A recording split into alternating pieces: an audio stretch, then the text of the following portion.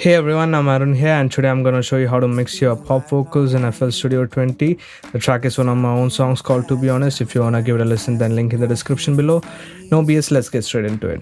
So the first thing first we add is tuning, just to tighten up the vocals. Just insert the key, and I used a pretty heavy retune speed for this, since it is an electronic pop song, and humanized to 75. So the next thing is EQing. I narrow cut frequencies of 3.6 kilohertz and 5.2 kilohertz, and I boosted a bit of frequencies above 11k to give that vocal a bit of shine in the mix. So next are a couple of things. Since my room is not acoustically treated, I use NS1 to remove some background noise. The next thing is I use some serial compression, that is two compressors together. I used a Vox preset and with the analog off, and I aim for generally like 3 to 6 dB of compression from each compressor here. The first compressor is CL2A and the second one is CLA76, and vocal preset, analog off, and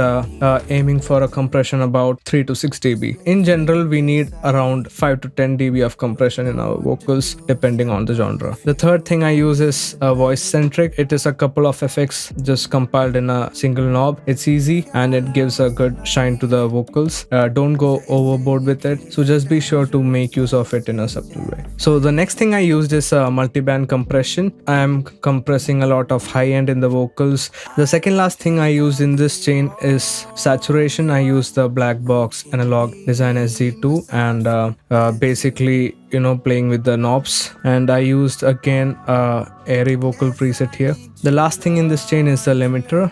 I boosted around 3 dB. Now I create a parallel bus, and I route the main channel to this track, and I use parallel compression. Now for parallel compression, I generally aim for about 5 to 6 dB and adjusting the volume knobs so that I can get vocals sit better in the mix. So I routed a bus again, and I insert micro shift, and the preset is called Holy Shift, and I fade it with the actual vocal.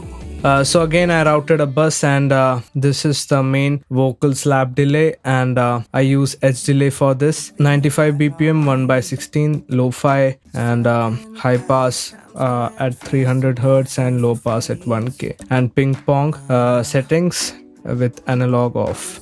Now I use two reverbs again in parallel. One is the medium reverb, so it consists of Valhalla vintage verb, color is new, and plate settings. I had calculated the reverb, and if you don't know how to calculate your reverb, just go to studioslave.com and they have a reverb calculator there. And again a band pass filter at 300 to 4000 Hz, and I use the multiband compression to tame the harsh frequencies, fruity chorus to give a bit of richness, and the last thing that I use is limiter just to duck the reverb when the main vocal is playing. Now it's almost the same for large reverb, nothing different except the fact that I used a bit more longer reverb with a longer pre-delay and decay, and it's basically the same settings.